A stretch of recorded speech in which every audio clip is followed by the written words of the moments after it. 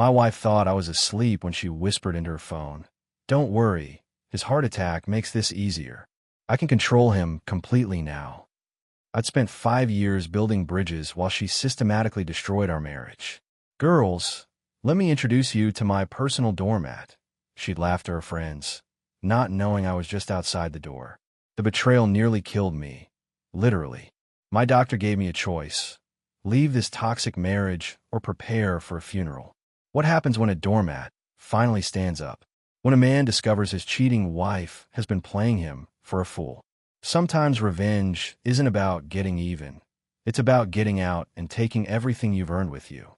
This is how I transformed from her punchline into her worst nightmare. My name is Daniel Hughes. I'm 38 years old, and I've been a structural engineer with Wilson Construction for the past decade. My wife, Melissa, soon-to-be ex-wife, is a marketing manager at Horizon Brands. We met at a corporate mixer 7 years ago, married after a whirlwind romance, and for a while, I thought I'd hit the jackpot. I still remember that Tuesday in October like it was yesterday. I just wrapped up the Davidson Bridge project, a structural nightmare that had nearly bankrupted our company. 3 months of 80-hour weeks, sleeping on a cot in my office, and I'd pulled it off when everyone said it couldn't be done. The mayor was planning a ribbon-cutting ceremony, the company stock had rebounded, and for the first time in my career, I felt like a genuine hero. I left work early, stopping to pick up a bottle of Melissa's favorite champagne. After years of her subtle digs about how her career in marketing was more impactful than my just building things, I finally had something impressive to share. Something that even she couldn't downplay. I pulled into our driveway around 3 p.m., noticing several unfamiliar cars parked outside. Melissa had mentioned something about hosting her marketing team for a strategy session, but I figured they'd be gone by now. I decided to slip in quietly through the side door and surprise her later. As I approached the house, I could hear laughter coming from our living room. Loud, uninhibited laughter that made me pause. Through the partially open window, I could hear Melissa's voice, crystal clear in the afternoon air. "Girls, let me introduce you to my personal doormat." She laughed, and the room erupted with her. "Daniel is such a pushover. It's almost too easy. He's been killing himself on this bridge project for months, coming home exhausted, and I just have to pout a little to get him to still clean the kitchen and rub my feet." I froze, my hand gripping the champagne bottle so tightly I thought it might shatter. "You're so lucky," one of her friends said. "Josh would never." "It's not luck," Melissa replied smugly. "It's strategy. Men like Daniel are simple.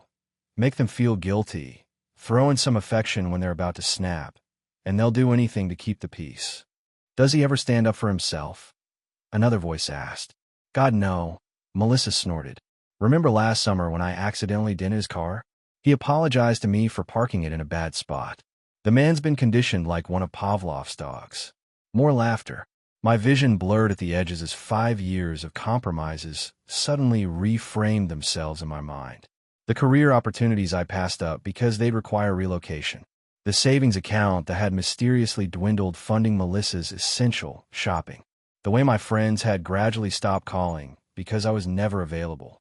I stood there, champagne growing warm in my hands, as my wife continued detailing my inadequacies to her appreciative audience. But something strange was happening inside me. Instead of anger, I felt clarity. Instead of hurt, I felt resolve. This doormat was about to be rolled up for good. I didn't confront Melissa that night. Instead, I placed the champagne bottle back in my truck and drove to a nearby park where I used to jog before marriage consumed my free time. The autumn leaves crunched beneath my feet as I walked the perimeter, my mind replaying Melissa's words on an excruciating loop. My chest felt tight, like something was physically crushing me. At first, I blamed it on the emotional gut punch, but when the sensation intensified and my left arm began to tingle, I recognized the warning signs. My father had died of a heart attack at 49, a fate I'd been determined to avoid. The urgent care center was nearly empty when I arrived. The doctor, a woman with kind eyes and a no-nonsense demeanor, ordered an EKG and blood tests. 2 hours later, she delivered the news. "Mr. Hughes, you're experiencing the early signs of coronary artery disease. Your blood pressure is dangerously high, and your stress tests are concerning for a man your age." "What does that mean exactly?" I asked, still feeling oddly detached. It means if you don't make immediate lifestyle changes, you're heading for a major cardiac event within a year, possibly sooner. She peered at me over her glasses. Is there significant stress in your life, Mr. Hughes? I almost laughed. You could say that. Well, whatever it is, it's killing you. Literally. I'm prescribing medication, but you need to eliminate the stressors in your life. Consider this a serious warning. I left with prescriptions and pamphlets about heart-healthy diets, but all I could think about was Melissa. The woman I'd built my life around was my biggest health risk. I checked into a motel instead of going home. I texted Melissa that I was working late and would crash at the office, a lie she'd accept without question because it benefited her. The relationship crisis I was facing now had a literal deadline. As I lay on the lumpy motel bed, staring at water stains on the ceiling, I made my decision. I wouldn't just leave. I'd disentangle myself completely and strategically. The trust issues that had surfaced today were just symptoms of a deeper rot. The next morning, I visited a divorce attorney before work. Barbara Winters had a reputation for handling high-conflict divorces with surgical precision. Your wife sounds like a piece of work, she said after I explained the situation. Have you documented her financial indiscretions? Not yet. Start now. Record conversations if your state allows it. Track expenses. We'll need to move quickly if we want to protect your assets. She looked at my medical report. And your health. I nodded, feeling something I hadn't felt in years. Control. One more thing, Barbara added as I was leaving. Don't let her know you're onto her. The element of surprise is our biggest advantage. I drove to work with a prescription for heart medication in my pocket and a plan for freedom in my mind. I maintained a facade at home while secretly laying groundwork for my exit. During the day, I was still the dedicated engineer everyone knew. At night, I documented Melissa's spending habits and recorded her manipulative behaviors when legally possible. The emotional affair she was having with our lifestyle, at my expense, was coming to an end. 2 weeks into my covert operation, I received a call that changed everything. My mother had suffered a massive stroke. I dropped everything and drove 3 hours to the small town where I grew up. Mom had raised me alone after Dad died, working 2 jobs while still attending every science fair and baseball game. She'd never quite warmed to Melissa, something I'd attributed to generational differences. Now I wondered if she'd seen what I'd been blind to. She doesn't look at you the way you look at her, Mom had once said after our engagement. I dismissed her concern as old-fashioned thinking. The hospital was quiet when I arrived. Mom lay small and fragile, her vibrant personality reduced to a shell tethered to beeping machines. The doctor's prognosis was grim, brain damage too extensive for recovery. I sat beside her through the night, holding her hand, thinking about all she'd sacrificed for me. At dawn, she briefly regained consciousness. Daniel, she whispered, her speech slurred but determined. The letter. Top drawer. My bedroom. She slipped away 12 hours later, peacefully, with me still holding her hand. After the initial arrangements, I went to her modest house to find the letter she'd mentioned. The envelope was labeled simply for Daniel, when you need it. Inside was a handwritten note and her wedding ring. My dearest son, it began, if you're reading this, I'm gone. There are things mothers know that we sometimes can't say aloud. You deserve someone who treasures you, not just what you provide. Don't waste your life trying to earn love from someone incapable of giving it freely. Your father adored me, even when we had nothing. That's the blueprint for happiness. Tears blur my vision. Even in death, she was protecting me, giving me permission to seek something better. As I was packing her belongings, my phone buzzed with a text from Melissa. When are you coming back? The Hendersons invited us to their lake house this weekend. No condolences, no offer to help. Just impatience at my absence, disrupting her social calendar. I checked my mother's jewelry box and found another surprise. $75, 000 in savings bonds, and a deed to 10 acres of land I hadn't known she owned. She'd lived frugally her entire life, but had quietly built a legacy for me. At the funeral 2 days later, Melissa finally appeared, dressed inappropriately fashionably, checking her phone throughout the service. As people shared stories about Mom, I caught Melissa rolling her eyes at my aunt's emotional tribute. That night at the hotel, I overheard her on the phone. God, I'm so glad this is almost over. His mother was such a buzzkill, just like him. At least we might get something out of her house. The last thread of doubt snapped. This marriage was beyond saving.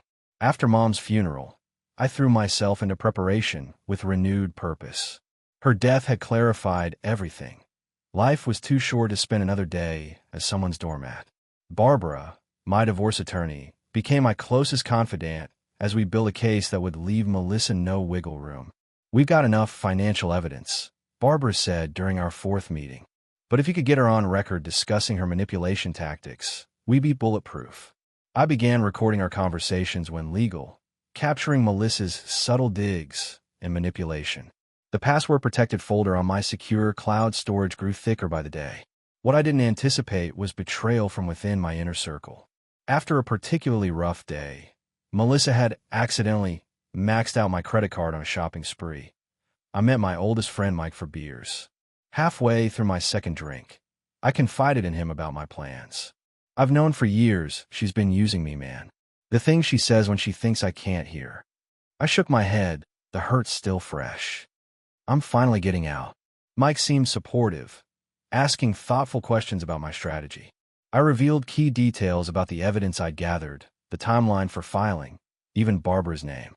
It felt good to finally talk about it openly with someone I trusted.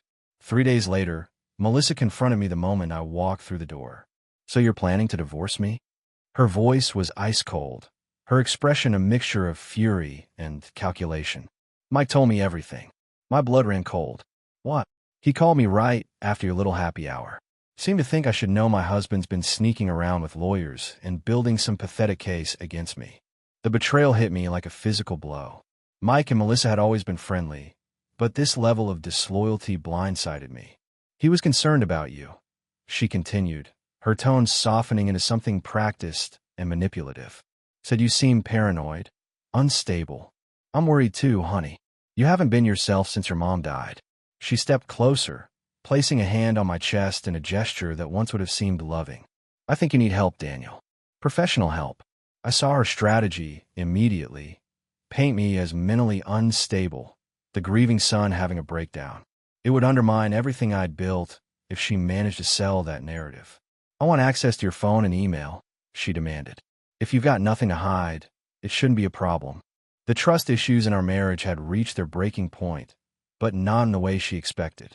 Looking into her eyes, I no longer saw the woman I'd married, just an opponent to be outmaneuvered. "Of course," I said, feigning defeat. "Whatever you need to feel secure." She smiled, believing she'd won. She had no idea I'd already created decoy accounts for her to discover while my real evidence remained safely out of reach. The game had changed, but I've been playing chess while she thought we were playing checkers. Living with someone who thinks you're broken is surprisingly liberating.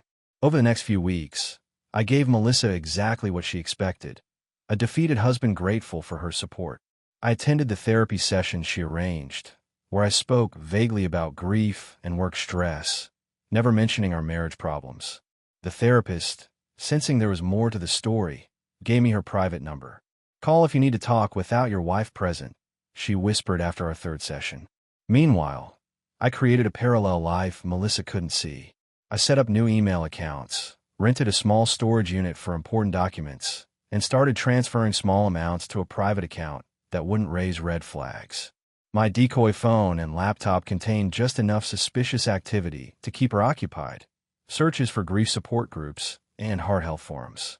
The real work happened during my lunch breaks or on the burner phone I kept at the office. Barbara advised me to document every manipulative conversation and questionable expense.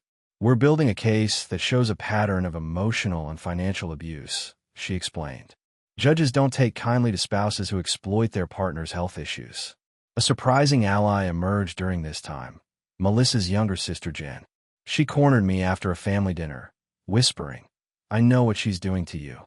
She did the same to her ex before you." I'd always thought Melissa's previous relationship ended because her ex was unfaithful. According to Jen, that was Melissa's carefully crafted narrative. The truth was far different. "He caught her cheating with her boss," Jen revealed, glancing around to ensure we weren't overheard. She flipped the script, somehow convinced everyone he was the cheater. Even their friends believed her. "Why are you telling me this?" I asked, wary of another trap. "Because she's doing it again. That new marketing director she keeps mentioning, they're not just colleagues. Jen slipped me a USB drive. Email exchanges, hotel receipts. I'm sorry, Daniel. No one deserves this. The evidence of Melissa's affair with her boss was irrefutable. Photos, messages, credit card statements showing rooms booked during marketing conferences. I added it to my growing file of evidence. Strangely, discovering her infidelity hurt less than her systematic dismantling of my self-worth. The cheating was almost a relief. Concrete proof I wasn't imagining everything else. I continued playing my role. The recovering heart patient working through grief, grateful for his supportive wife. I nodded when she criticized my choices, apologized when she manufactured conflicts, and never let on that I could now see through every manipulation tactic. All while my exit strategy solidified, brick by careful brick. The foundation of our marriage had crumbled long ago. Now I was building something new on its ruins, a future where I wouldn't be anyone's doormat. My mother's ring sat in my desk drawer at work, a daily reminder of what real partnership should look like. Soon I'd honor her memory by reclaiming my dignity. 3 months into my covert preparation, disaster struck. I was presenting the final phase of the Davidson Bridge project to the city council when a crushing pain enveloped my chest. My vision tunneled, voices around me became distant, and I collapsed mid-sentence. I woke up in the ICU 2 days later. Dr. Patel, a cardiologist with kind eyes and brutal honesty, explained I'd suffered a moderate heart attack. Your arterial blockage is progressing faster than we'd expect, even with your family history, she said, reviewing my chart. What's causing such extreme stress in your life, Mr. Hughes? For the first time, I told someone the unvarnished truth about my marriage. Dr. Patel listened without judgment, then delivered her verdict. From a medical perspective, your current home situation is as dangerous as smoking 2 packs a day. You need to make changes immediately, or I can't guarantee you'll survive the year. The hospital stay gave me unexpected clarity and leverage. Melissa performed the role of devoted wife brilliantly for the nurses and doctors, but I caught her texting during my cardiologist's explanations and complaining to her sister about canceling a spa weekend because of my inconvenient health crisis. Most revealing was what happened when she thought I was asleep. He's stable now, she told someone on the phone, voice hushed. Don't worry, this doesn't change our plans. No, if anything, this makes it easier. I can use his health issues to control the narrative if he starts acting up again. She had no idea my phone was recording beneath my pillow. On my 3rd day, when Melissa left to grab lunch, actually meeting her boss, according to her location on our shared family plan, Barbara visited. She was horrified by my condition. This changes everything, she said, gripping my hand. We need to accelerate the timeline. Your health gives us grounds for emergency measures.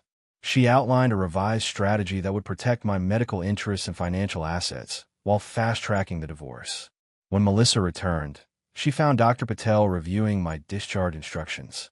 Mr. Hughes needs a stress-free environment for recovery, the doctor emphasized. Anything less puts him at serious risk for another, potentially fatal, cardiac event. Melissa nodded solemnly. I'll take perfect care of him. Actually, I interjected, my voice weak but determined. My mother's house is already set up for cardiac recovery. My cousin Sarah is a nurse and has offered to help. But, Melissa began, her facade cracking slightly. It's an excellent arrangement, Dr. Patel interrupted, having already been briefed on my situation. Professional care in a peaceful setting is exactly what he needs. Caught between maintaining her caring wife performance and arguing against medically sound advice, Melissa reluctantly agreed. She had no idea she'd just lost her last bit of leverage in our failing marriage, or that the next time she saw me, I'd be serving her divorce papers. My 6 weeks of recovery at Mom's house transformed me physically and mentally. Away from Melissa's constant manipulation, my blood pressure normalized, and I regained strength. Sarah, my nurse cousin, monitored my progress while Barbara finalized our legal strategy. Everything's ready, Barbara confirmed during her weekly visit. The evidence is overwhelming. Financial records, recordings, witness statements about her affair. She won't know what hit her. The timing couldn't have been better. Melissa had been planning a dinner party for her marketing team, including her boss and lover. She'd spent thousands on catering and new furniture, the perfect backdrop for her facade as the successful professional with the adoring husband. I returned home the day before the party, playing the role of grateful husband. The doctors say I'm well enough to resume normal activities. I told her. I wouldn't want to miss your important night. Her smile didn't reach her eyes. That's wonderful, honey. Just try not to mention your health issues too much. It's a bit of a downer. The next evening, guests arrived at 7. 12 people from Melissa's company, including Richard, her boss and secret lover. I played the perfect host, refilling drinks and nodding appreciatively during discussions about marketing campaigns I couldn't care less about. Halfway through dinner, Melissa stood to propose a toast. I want to thank everyone for coming, especially Richard for his incredible mentorship. The glance they shared was brief, but telling. Actually, I interjected, rising from my seat. I'd like to propose a toast too. I pulled an envelope from my jacket. To new beginnings. Daniel.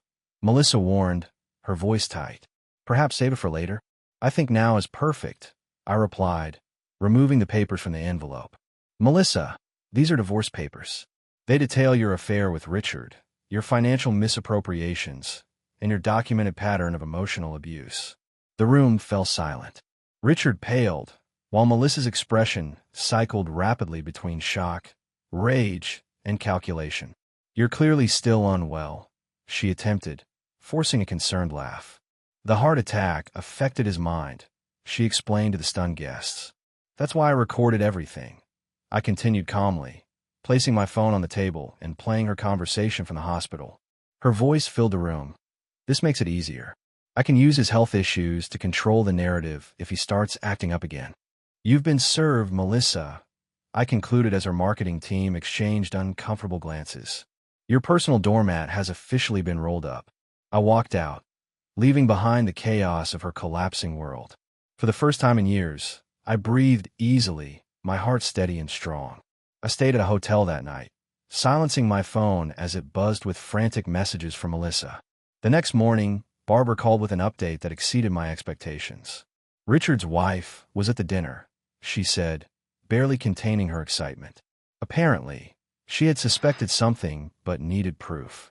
She confronted Richard immediately after you left, and he confessed everything. How does that affect us? I asked, sipping my first stress-free coffee in years. Richard's wife is the daughter of Thompson Financial CEO. She's demanding Richard resign to avoid a scandal. Melissa's position is also being reevaluated. But here's the real win. Richard's wife called me this morning, offering to testify about the affair if needed. Melissa's carefully constructed world was imploding faster than I'd anticipated. Without her job or lover as safety nets, she had no choice but to negotiate. When I finally checked my messages, I found 37 texts and 12 voicemails from Melissa. The progression was telling. Anger, threats, fake tears, attempts at gaslighting, and finally, desperate pleas to talk. I waited 3 days before agreeing to meet at a neutral location, a conference room at Barbara's office. Melissa arrived looking disheveled, her designer outfit replaced by simple jeans and a sweater. The change was jarring. She'd always prioritized appearances. You've ruined everything, she began, voice trembling. My job, my reputation. You ruined those things yourself, I corrected calmly. I just exposed the truth. I made mistakes, she conceded, attempting the vulnerability she'd weaponized throughout our marriage. But we can fix this. Go to counseling, rebuild. There's nothing to rebuild, I interrupted, sliding documents across the table. These are my terms for an uncontested divorce. You get the car and a reasonable settlement. I keep the house and my retirement accounts. That's insulting, she snapped, her facade cracking. I deserve half of everything. Barbara, who had been silently observing, spoke up. Ms. Hughes, we have documented evidence of your infidelity, financial misconduct, and what a court would likely consider emotional abuse. Your alternative to accepting these generous terms is a lengthy, public trial where all this evidence becomes court record. Color drained from Melissa's face as she recognized her lack of options. I need time to think. 24 hours, I replied. Then the offer expires, and we proceed to court. As I stood to leave, Melissa grabbed my arm. How did you do this? You were always so compliant. I removed her hand gently, but firmly. I was never your doormat, Melissa. I was just waiting for the right time to wipe my feet and walk away. Her expression, a mixture of shock, anger, and a dawning respect, told me everything. The woman who thought she knew me completely had never really known me at all. The divorce was finalized 3 months later with surprising efficiency. Melissa, facing unemployment and social ostracism, accepted my terms without further fight. The woman who had dominated our marriage surrendered with a whimper rather than risk public exposure in court. My health improved dramatically once the divorce was finalized. Dr. Patel was amazed at my recovery during my 6-month follow-up. Your blood work is better, your blood pressure is normal, and your stress test results are impressive, she noted, reviewing my chart. Removing yourself from that toxic relationship might have literally saved your life.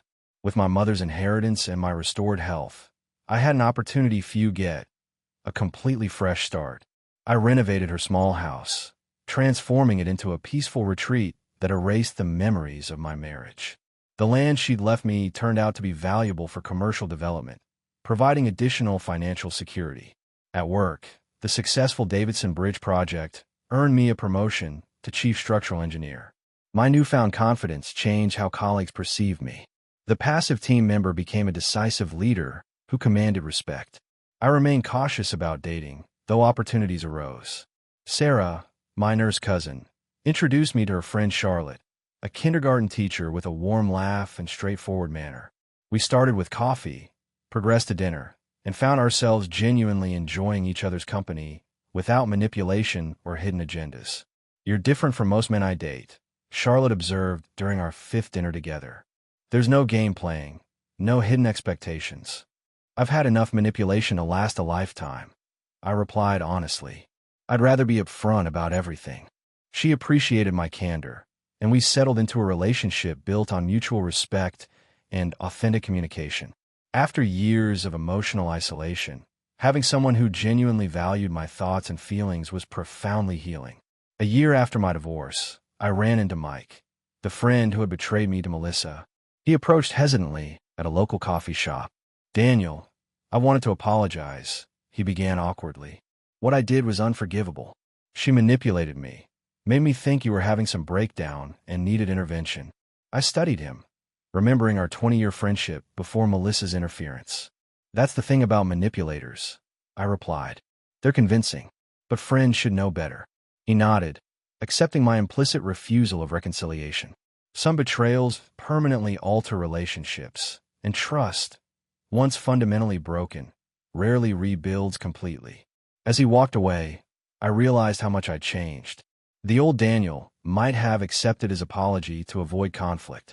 The new Daniel understood that maintaining healthy boundaries sometimes meant letting go of damaged relationships.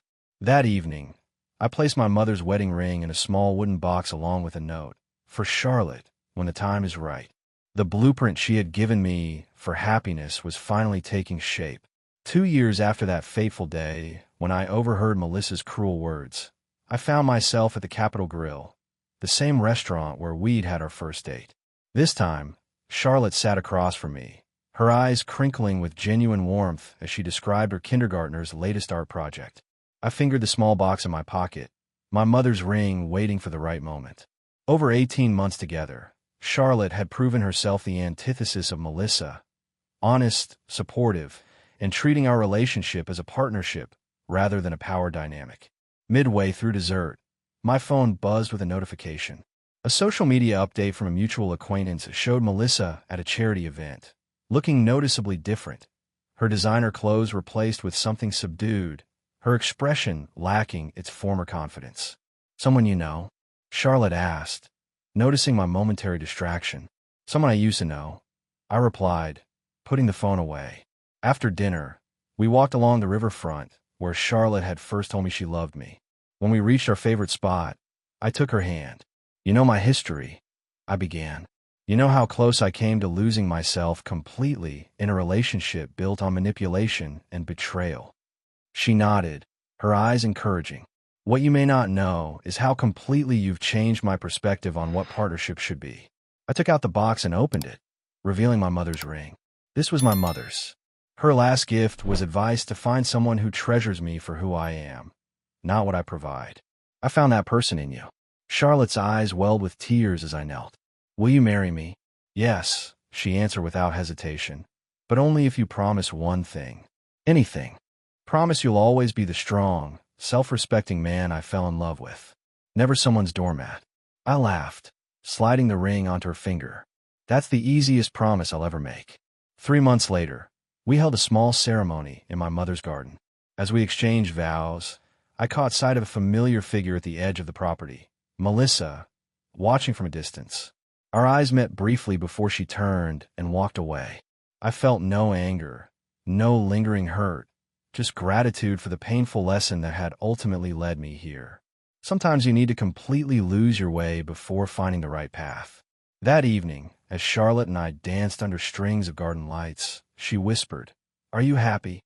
I pulled her closer, feeling the steady, strong rhythm of my healed heart. Happier than I ever knew was possible.